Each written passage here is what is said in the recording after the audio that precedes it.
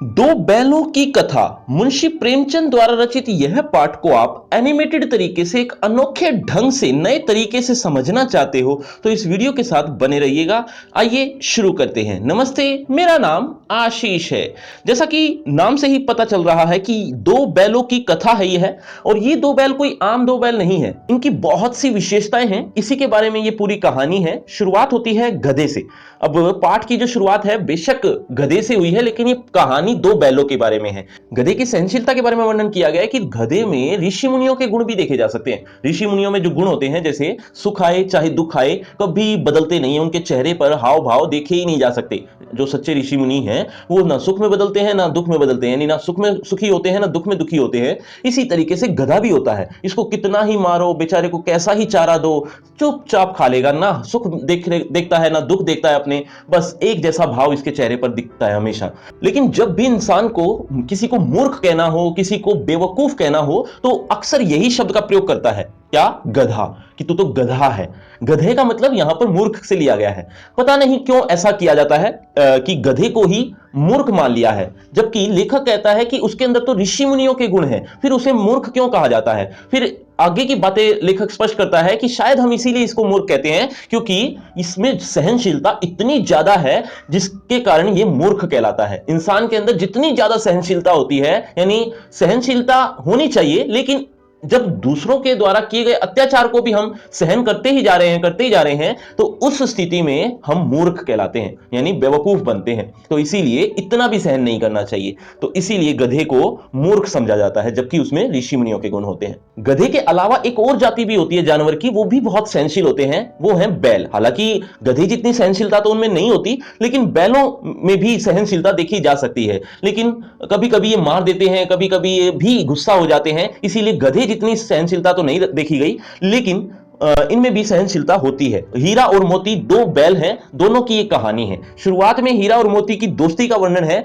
कि दोनों ही एक जैसे हैं, एक साथ खाते हैं, एक साथ काम करते हैं, मूक भाषा में बातें करते हैं। मूक भाषा मतलब चुपचाप बिना बोले ही एक दूसरे के हाव भाव को समझ लेते हैं, और ऐसे ही ना जाने कितने ढेरों काम हैं जो एक साथ करते हैं। इनका स्वभाव बहुत अच्छा है। हालांकि हीरा थोड़ा शांत स्वभाव का है और मोती थोड़ा गुस्से स्वभाव वाला है।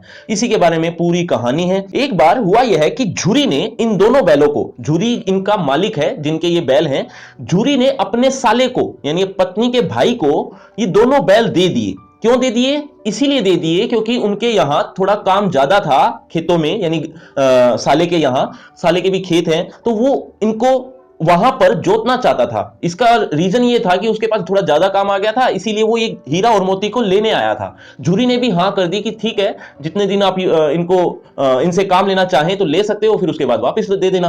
वो भी तैयार है इस बात को लेकर। उसके साले का नाम है गया।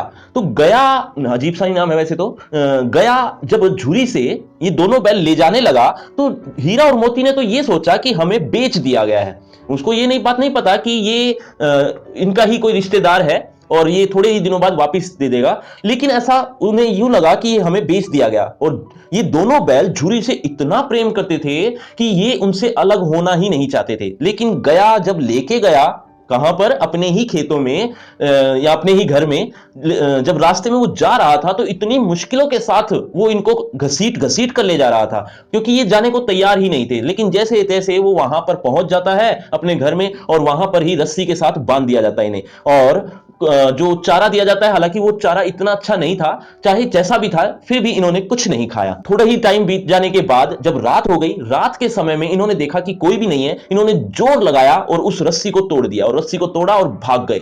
और ये जानवरों में खासियत होती है कि उनको रास्ता याद रह जाता है। वो रास्ते याद था उन्हें, और सीधा वो चले जाते हैं अपने ही मालिक झुरी के पास। झुरी के पास जब वो जाते हैं बड़े खुश होते हैं, और झुरी भी बड़ा खुश होता है अपने दोनों बैलों को वापस देखकर। लेकिन पत्नी गुस्सा हो जाती है। किसकी पत्नी? झुरी की पत्नी। उसको लगता है कि ये मेरे भाई के यहाँ थोड़े टाइम भी काम नहीं कर पाए। यहां पर इनको कम काम करने को मिलता है ना, वहां पर अच्छा खासा काम लिया होगा, इसीलिए कामचोर भाग आए। ऐसा वो अपना गुस्सा प्रकट करती है। अच्छा, गधे के गुण की तुलना किसके साथ की गई है? पता है तो एक बार कमेंट जरूर कीजिएगा। देखते हैं कितने बच्चे मेरी बातें ध्यान से सुन रहे हैं। अब हुआ ये कि अगले दिन गया फिर आया, अगले दिन जब गया फिर आया तो झुरी से फिर से दोनों बैलों को ले गया। घर ले जाकर गया ने इतनी मोटी रस्सी से बांध दिया कि ये दोनों बैल कितनी ही कोशिश कर लें लेकिन वो टूटेगी नहीं। अब अगले दिन खेतों में खूब काम लिया गया इन दोनों से, यानी हीरा और मोती से, और वही सूखा भूसा दे दिया, सूखा चारा दे दिया। उसके बाद बेचारे तकलीफ में बस इंतजार ही करते रह गए कि अभी कुछ अच्छा सा चारा हमें मिलेगा, अच्छा सा, लेकिन उनको अच्छा चारा कहां से मिलना था। गया ऐसा नहीं था जैसा झुरी था, यानी उनसे इतना प्रेम थोड़ी रखता था जितना झुरी रखता था।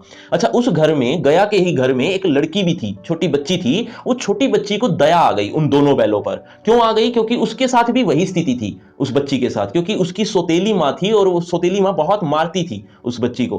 तो उसको वैसी ही सिचुएशन लगने लगी, वैसी ही स्थिति लगने लगी हीरा और मोती की जिस तरीके से उस बच्ची की थी। तो उसको तरस आ गया उस बच्ची को। उसने क्या किया, उसने दो रोटी अपने हिस्से में जो उसको मिली थी उसमें से एक तो हीरा को दे दी और एक मोती को दे दी। दोनों बैलों को दो रोटी खाकर बड़ा अच्छा लगा, हालांकि वो रोटी से ज्यादा उनको प्रेम अच्छा लगा उस बच्ची का, कि इतना प्रेम कर रही है वो हमारे साथ। अब स्थिति ये आ गई है कि उस बच्ची ने वो रस्सी खोल दी, लेकिन हीरा और मोती भागे नहीं। क्यों नहीं भागे? क्योंकि अगर वो भागते, क्योंकि हीरा और मोती यही सोच रहे थे कि अगर हम भागते हैं तो उस बच्ची पर शक जाएगा और इस बच्ची की पिटाई होगी, तो इसीलिए हम नहीं भागते। लेकिन वो बच्ची बड़ी सियानी थी, सियानी का मतलब सयानी थी, सयानी मतलब बड़ी समझदार थी। उसने क्या किया, उसने चिल्लाना शुरू कर दिया। क्या कहा कि अरे देखो देखो वो बैल भागे जा रहे हैं, अरे बैल भागे जा रहे हैं, पकड़ो उन्हें पकड़ो, इस तरीके से चिल्लाना शुरू कर दिया। और इस इतने में वो दोनों बैल भाग गए। अब हुआ ये कि उस बच्ची पर शक नहीं गया। क्यों नहीं गया? क्योंकि वही तो चिल्ला रही थी, वही तो बता रही है कि दोनों बैल भागे जा रहे हैं, तो उसी पर क्यों शक जाएगा? इसीलिए उन पर तो शक गया नहीं और वो भागे हैं, गया और गया के जो आदमी थे उन बैलों को पकड़ने के लिए। लेकिन बैल ऐसे भागे, उनके हाथ में तो नहीं आए, लेकिन एक प्रॉब्लम हो गई। प्रॉब्लम ये कि वो रास्ता भटक गए, रास्ता भूल गए कि हमारे मालिक यानी झुरी का घर है कहां। लेकिन जैसे तैसे वो आजाद जरूर हो गए थे। आजाद हो गए तो अब वो इधर उधर घूम रहे हैं और यहां वहां जो खेतों में फसल होती है, मटर है, कुछ है, वो खाकर जैसे तैसे अपना पेट भर रहे हैं। लेकिन एक बार की स्थिति ये हो गई कि अब एक सांड उन्हें देखने को मिल गया। किन्हें? हीरा और मोती को। सांड बड़ा भयंकर शक्ल का था और गुस्से में भी लग रहा था और बैलों के साथ लड़ने को आतुर था। लेकिन हीरा और मोती इस तरीके की लड़ाई, इस तरह की कुश्ती कभी की ही नहीं उन्होंने। तो वो क्या एक योजना बनाते हैं कि आगे से मैं मारता हूं इसको, पीछे से तुम मारना। इस तरीके से हीरा और मोती ने एक योजना बनाई। तब जाकर उनकी एक भयंकर लड़ाई होने के बावजूद भी हीरा और मोती जीत जाते हैं। हालांकि बिना योजना के अगर हीरा और मोती ने लड़ाई की होती सांड से तो वो बुरी तरीके से हराता सांड, लेकिन हीरा और मोती ने पहले योजना बनाई और वो योजना कारगर हुई और आखिर में जीत भी उन्हीं की हुई। तो इस तरीके से वो जीत जाते हैं और अब फिर से वो अपने मस्ती में चल रहे हैं, घूम रहे हैं। और अब जब भी भूख लगती है तो वो खेतों में जो भी फसल दिखती है उन्हें वो खाने लग जाते हैं। ऐसी एक बार की बात है कि मटर सामने थी खेतों में और वो चरने लगे। मस्ती में वो मटर खा ही रहे थे कि इतने में खेत का मालिक आ जाता है और उन दोनों को जब्त कर लेता है, यानी पकड़ लेता है। और वो जब पकड़ लेता है तो वो कांजी हाउस में डाल देता है। कांजी हाउस क्या है? कांजी हाउस एक तरह की चार दीवारी है जिसमें आवारा पशुओं को रखा जाता है। आवारा पशु को रख दिया जाता है, यानी बांध दिया जाता है, ताकि वो दूसरों की खेतों में कोई फसल खराब ना करें या कोई किसी भी तरह का नुकसान ना करें। आवारा पशु सिर्फ बैल ही नहीं, चाहे वो घोड़े हो सकते हैं, चाहे बकरे हो सकते हैं, बकरियां हो सकती हैं, इसी तरह के कई तरीके के जानवर होते हैं इस कांजी हाउस में। यानी कि चार दीवारी में इनको बंद कर दिया जाता है। यहाँ पर उनको कोई अच्छी देखभाल नहीं की जाती इनकी। यहाँ पर ये बस जैसे तैसे अपना जीवन गुजारते हैं। इनको खाने को भी अच्छा नहीं मिलता है, कई बार तो मिलता ही नहीं है।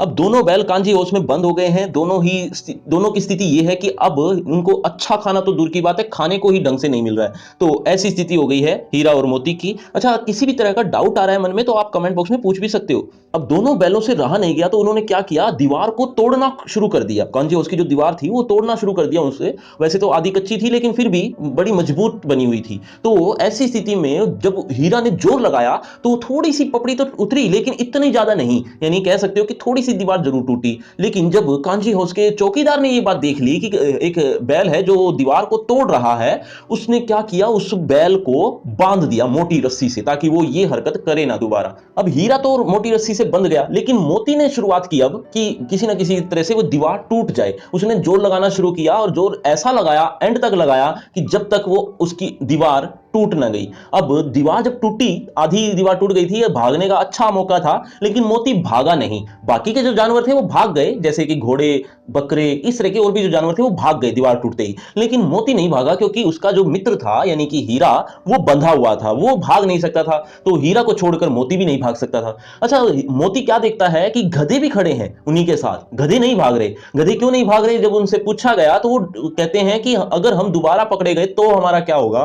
तो ऐसी उसकी मूर्खता पर वो हंसने लगे, हीरा और मोती। तो उन्होंने जबरदस्ती, हंसने तो क्या लगे बल्कि गुस्सा भी हुए कि अरे जब अभी मौका मिला है तो अभी तो भागो, बाद में पकड़े गए तो बाद की देखी जाएगी, एक बार तो भागो।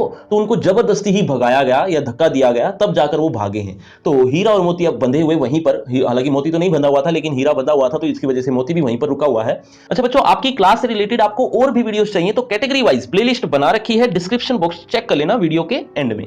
अब हुआ ये कि हीरा और मोती तो वहीं पर ही कांजी हाउस में बंधे बैठे हैं, लेकिन थोड़े टाइम के बाद वहां का चौकीदार आ जाता है। जब चौकीदार देखता है कि सारे जानवर भाग गए हैं, दीवार टूटी हुई है, तो वो समझ जाता है कि ये किसका कारनामा है। जो दो बैल वहीं पर ही रुके हुए थे, दोनों बैलों की खूब पिटाई की, खूब मरम्मत हुई। थोड़ा ही टाइम बीता था कि उन दोनों बैलों को नीलाम कर दिया गया। नीलाम कर दिया मतलब अब लोग बोली लगा रहे हैं उनको खरीदने के लिए। उनमें से एक डडियल यानी जिसकी दाढ़ी है बहुत अच्छी खासी, वो उन दोनों बैलों को खरीद लेता है। उसके बाद क्या होता है, इससे पहले आपको यह बताता हूं बच्चों, अगर आप नए हैं तो इस चैनल को सब्सक्राइब करना मत भूलना। अब उस डडियल ने दोनों बैलों को, नीलाम किए हुए बैलों को खरीद लिया है। अब वो लेकर जा रहा है। अब वो डरे डरे से जैसे तैसे वो अपना रास्ता तय कर रहे हैं। अब स्थिति यह होती है कि वो रास्ता उन्हें जाना पहचाना लगने लग जाता है। ये रास्ता उन्हें याद आने लग जाता है, ये तो हमारे मालिक झुरी के घर की तरफ रास्ता जा रहा है। उनके जो कदम थे अभी तक चल नहीं रहे थे, अब तो वो उछलने लगे, मजे आने लगे उनको उस रास्ते पर जाने के। उनको सोच रहे हैं, ये याद कर रहे हैं अपने मालिक का रास्ता, और जैसे तैसे जैसे जैसे उनको याद आता जा रहा है वो और तेज होते जा रहे हैं। डडियल भी उनके पीछे भागा जा रहा है कि वो भाग आ रहे हैं ये। अब वो धीरे धीरे धीरे धीरे उनको पक्के तौर पर उनको रास्ता याद आ जाता है और वो अपने मालिक झुरी के घर में पहुंच जाते हैं भाग भाग कर। बच्चों, इस वीडियो को ज्यादा से ज्यादा शेयर भी करना, ताकि आपका जितना ज्यादा रिस्पॉन्स मिलेगा उतनी ही ज्यादा आपकी क्लास से रिलेटेड और वीडियोस बनेंगी। तो अब हुआ ये कि दोनों बैल वहां जाकर अपने मालिक के घर में जाकर खड़े हो गए। झुरी भी वहीं पर ही था, देख लेता है उन दोनों बैलों को और बड़ा खुश होता है। अपने दोनों बैलों को वो गले लगाता है, उनको चूमता है, बड़ा खुश होता है। जब तक डडियल भी उनके पीछे पीछे आ जाता है और दोनों में अच्छी खासी लड़ाई हो जाती है। किन दोनों में? झुरी में और डडियल में। दोनों के बीच बहस क्या होती है कि ये मेरे बैल हैं। डडियल कहता है कि ये मेरे बैल हैं, इसको मैंने खरीदा है। झुरी कहता है कि मैं बेचूंगा तो ही तो कोई खरीदेगा, ये तो मेरे बैल हैं। इस तरीके से दोनों में झगड़ा हो जाता है। इस बीच मोती को अच्छा खासा गुस्सा आ चुका होता है। मोती डडियल के पीछे भागता है। डडियल डरता डरता भागता है उस गांव को छोड़कर, और वो मोती दूर तक खदेड़ता है उसे, खूब दूर तक उसे भगाता है, और इतना दूर तक भगाता है कि उसको गांव से ही बाहर निकाल देता है। एक तो आप लोग इतनी अच्छी तरीके से वीडियो को सुन रहे हो तो एक सबूत जरूर दीजिए कि मैंने शुरू में लेखक का नाम बताया था। एक बार याद हो तो कमेंट में जरूर बताना, मैक्सिमम बच्चे तो भूल ही गए होंगे। अच्छा, इस पार्ट के आपको most important questions, exercise question और एमसीक्यू टाइप क्वेश्चंस भी आपको चाहिए तो डिस्क्रिप्शन बॉक्स में सबसे ऊपर लिंक दिया है, आप देख सकते हैं। और रही बात इस कहानी की, तो सब आपस में मिल जाते हैं, सब खुश हो जाते हैं, इस तरीके से हैप्पी एंडिंग होती है। इस पार्ट को आप लाइन बाय लाइन पढ़ना चाहते हैं तो कमेंट करना, बहुत ज्यादा कमेंट आते हैं तो मैं लाइन बाय लाइन भी इसको पढ़ा दूंगा। और अगर आपको मुझसे बातचीत करनी है तो सभी सोशल मीडिया के लिंक डिस्क्रिप्शन बॉक्स में है, आ जाइए बातचीत करते हैं। अब इतनी देर तक रुके ही हो तो आपको एक छोटी सी ट्रिक और बताता हूं कि आपको इस चैनल से रिलेटेड जो भी पाठ, कविता या व्याकरण का कोई भी टॉपिक आप समझना चाहते हैं तो उस टॉपिक का नेम लिखें और साथ ही हिंदी अध्यापक भी लिख दें। ये दोनों चीजें एक साथ लिखकर YouTube पर अगर आप सर्च करोगे तो आप पाएंगे कि आपको वो वीडियो सबसे ऊपर मिल जाएगी जो आप चाहते हैं। यकीन नहीं आता तो एक बार ट्राई करके देखिए। चलिए, शुक्रिया, धन्यवाद।